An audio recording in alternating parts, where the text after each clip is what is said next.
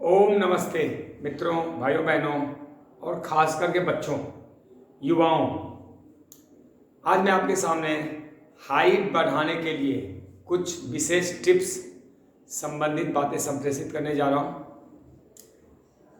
जो बच्चे ठिकरे रह जाते हैं, बौने रह जाते हैं, प्रॉपर हाइट उनका बढ़ता नहीं, ग्रोथ कम होता है, हार्मोनल इम्बैलेंस हो जाता है और उनके व्यक्तित्व में जो निखार आने चाहिए या जो व्यक्तित्व में जो डेवलपमेंट होना चाहिए, आत्मविश्वास होना चाहिए, वो नहीं हो पाता और उसकी सजा वो पूरा जीवन भर भुगतते हैं। तो अभी आपके सामने मैं हाइट बढ़ाने के टिप्स संप्रेषित करने जा रहा हूँ। यह उनके लिए है जिनका उम्र 20 वर्ष से कम। दरअसल 18 वर्ष में ही सारे हार्मोन डेवलप हो चुके होते हैं। 18 वर्ष बाद कम बच्चों का ही हाइट में ग्रोथ होता है। 21 वर्ष तक भी कहीं कहीं देखा गया है। जिनको भी हाइट बढ़ाने के टिप्स चाहिए, कोशिश करें 18 वर्ष से पहले इस चीज़ को आजमाएं और इसका रिजल्ट पक्का है। रिजल्ट बिल्कुल गारंटीड है, कांस्टेंट है, बस आपको प्रयोग करके देखना है। मैं डॉक्टर अजीत आनंद, आरोग्य कुंज नेचुरोपैथी योग सेंटर बहादुरगढ़ से। मेरे इस वीडियो को लाइक करें, जो प्रश्न है उसके लिए कमेंट करें और यदि आपको अच्छा लगे और जिनके लिए लाभकारी है उनको शेयर कर दें, ताकि आप कुछ जो स्वस्थ भारत की परिकल्पना है उसमें आप सहयोग कर सकें। तो दोस्तों, आइए आगे बढ़ते हैं। बहुत गहरा विषय है, मैं सूक्ष्म में नहीं जाऊंगा, बहुत ही सरल जो आम आदमी समझ सके उस भाषा मैं आपको समझाने जा रहा हूं। 4 पहलुओं पर चर्चा करूंगा: योग, आयुर्वेद, नेचुरोपैथी और डाइट। लेकिन इससे पहले 3 चीज़ों पर चर्चा करता हूं: लक्षण, कारण, उपचार। हाइट नहीं बढ़ना या अंडर डेवलप्ड रहना या under growth, less development, physically less development, ये सबको दिखता है। इसका कोई विशेष लक्षण नहीं होता। सबको दिखता है कि माँ बाप जितने हैं उनका औसत आप हाइट निकालें तो उतना होना चाहिए, या भाई बहन से थोड़ा कंपैरिजन कर लें, या पीछे उनके वंश में जो रह चुके हैं कंपैरिजन कर लें तो एक मोटा मोटी वंशावली का हाइट एवरेज समझ में आ जाता है। अब मैं अपने 3-4 पीढ़ी पीछे का देखूं, चाहे वो पिताजी के वंशावली में हो या माता के वंशावली में, तो मेरी समझ में आ जाता है कि मेरा हाइट कितना होना चाहिए। ये अगर बच्चा नहीं समझ सकता तो बड़े तो समझ सकते हैं। तो इस हिसाब से देख ले कि एवरेज हाइट इसका होना चाहिए। उससे अगर कम है तो यह उपचार आगे बढ़ना चाहिए। तो लक्षण आपकी समझ में। कारण, इसके कई कारण हैं। ज़्यादातर माल न्यूट्रिशन, जो पोषक तत्वों की कमी हो जाती है खान पान में, जिसकी वजह से हार्मोन इम्बैलेंस हो जाता है या हार्मोनल ग्रोथ नहीं हो पाता। कहीं पे हार्मोन का सेग्रेशन बहुत अधिक हो जाता है, कहीं पे होता ही नहीं, जिसकी वजह से बोनसाई रह जाता है, बच्चा बौना हो जाता है या फिर अंडर ग्रोथ रह जाता है। दूसरा, व्यायाम की कमी। कई बार क्या होता है, व्यायाम नहीं करने की वजह से भी हार्मोनल चौक रहते हैं। तीसरा, जन्म के काल से डीएनए के लेवल पर गड़बड़ियाँ होती है, या माँ बाप का रक्त वर्ण में जो नियम कानून है। मेरा एक वीडियो है रक्त वर्ण, किस रक्त ग्रुप के व्यक्ति को किससे शादी करना चाहिए, उस पर मैंने समझाया हुआ है, उसको देख के समझिएगा।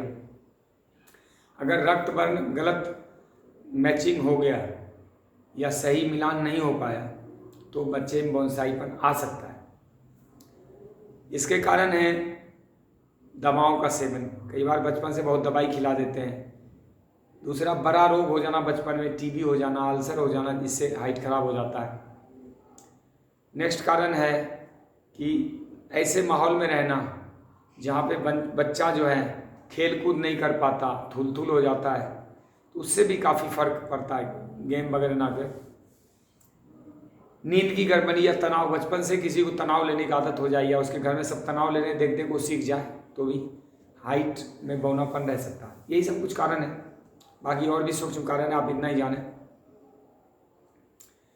अब आता हूँ उपचार। बहुत सरल है। जो बच्चे लेस डेवलप्ड रहते हैं उनके लिए उपचार नेचुरोपैथी में जाना चाहिए, नेचर क्योर ट्रीटमेंट में जाना चाहिए, प्राकृतिक चिकित्सा में जाना चाहिए।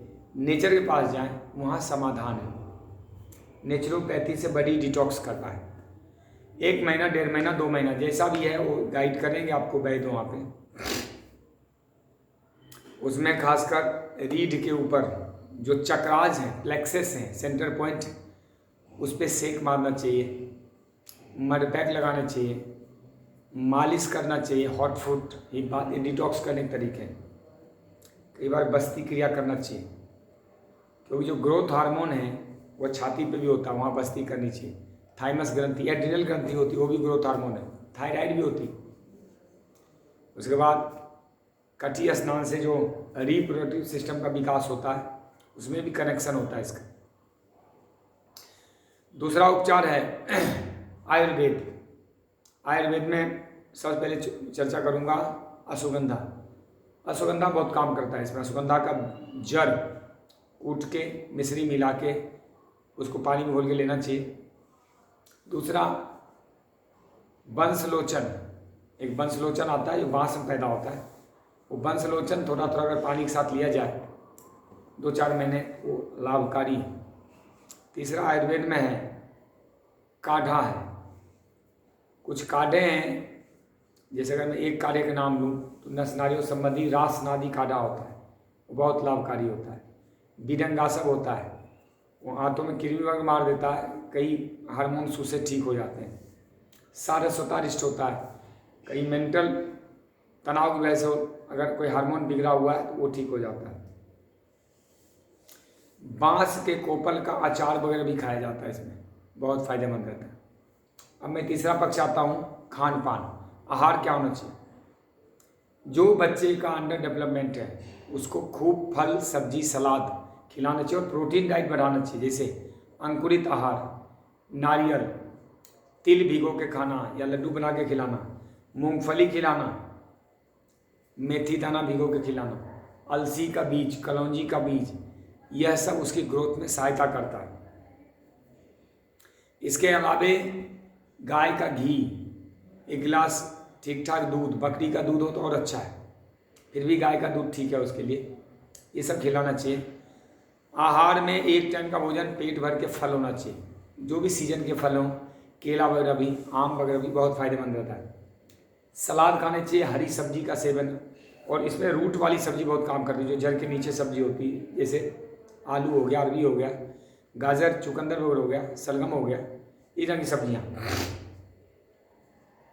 आहार में स्प्राउटेड फूड के साथ साथ यदि दही और मक्खन वगैरह का प्रयोग किया जाए, शहद मिला के, दही में शहद मिला के बहुत अच्छा रहता है, या मक्खन में शहद मिला के, वह ग्रोथ के लिए काम करता है।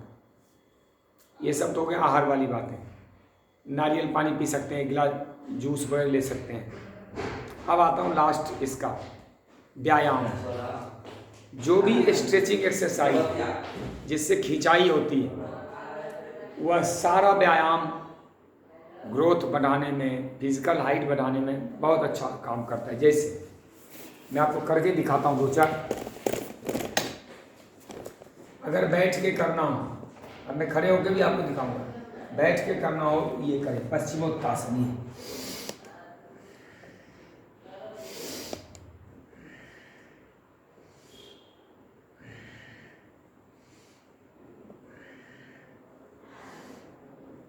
ये आगे पीछे करें, प्लैंक्स, ये खींचे,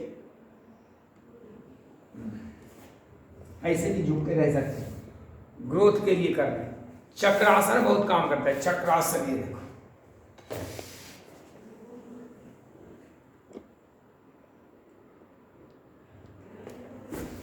मयूरासन अद्भुत लाभकारी है।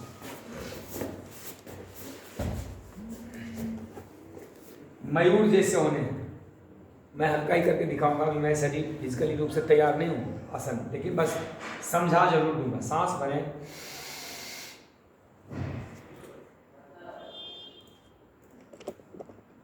इसमें 5-10 सेकेंड वो बच्चे रोक लें, बहुत अच्छा है। हाँ, इसके अलावा उत्तान पाद आसन, ये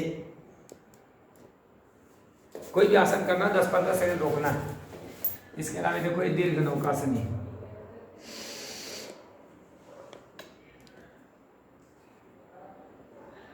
ये अब मैं आपको सूर्य नमस्कार और कुछ क्रियाएं बताता हूं।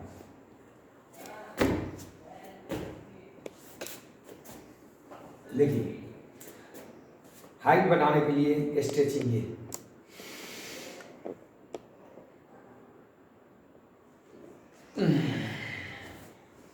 वृक्षासन भी कर सकते हैं, एक पैर करके।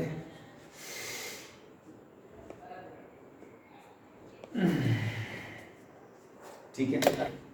अब देखिए कुछ क्रियाएं हैं, बार बार जमीन टच करना और उसकी खिंचाई करना, ये भी कर सकते हैं। बहुत सारे एक्सरसाइज।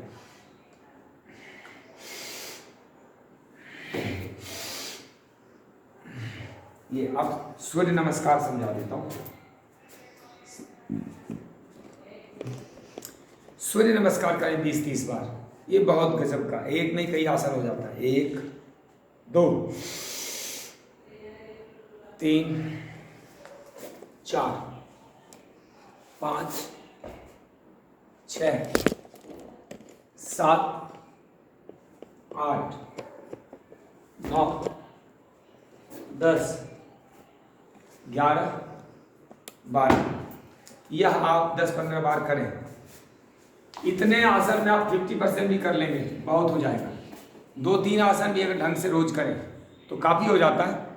ये थे कुछ सूत्र, ये बहुत ही गजब के सूत्र हैं और पूरा नेचुरल है, कोई साइड इफेक्ट भी नहीं है। कोई आप कृत्रिम हार्मोनल दवाई खा लेते हो, कोई स्टेरॉइड लगवा लेते हो, अगर उसने हाइट बढ़ा भी दिया तो नपुंसक बना सकता है, लीवर किडनी डैमेज हो सकता है इन फ्यूचर, कोई और नस नालियों को रोग हो सकता है। नेचर के खिलाफ ना जाए, वामपंथी ना बने।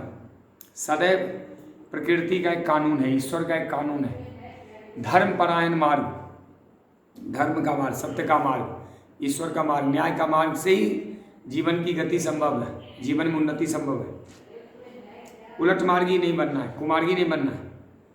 प्रकृति का मार्ग अपनाएं और सुखी हो जाए। देखिए, यह तन है 5 तत्वों से बना हुआ, ये ठीक होगा 5 तत्वों से, केमिकल दवाइयों से ठीक होता नहीं। बहुत गहरा अनुभव है। उसी प्रकार ये जो तन बनाया से 50-100 वर्ष पहले कितना मेहनत करते थे हम लोग, पूरे दिन मैनुअल काम होता था, साइंस टेक्नोलॉजी मैनेजमेंट वगैरह कम थे, खेतों में काम होता था, पशुओं के पीछे हाथ से काम करना, चलना फिरना, चप्पल जूते नहीं होते थे। यह तन उस हिसाब से बनाया गया, आज के हिसाब से नहीं डिजाइन किया गया, बैठे बैठे ही काम करने हैं। तो मैं फिर कहता हूँ, प्रकृति से जुड़ें और जीवन को सुख में, शांति में, स्वास्थ्य में, आनंद में बनाए, समृद्ध में बनाए। धन्यवाद। ओम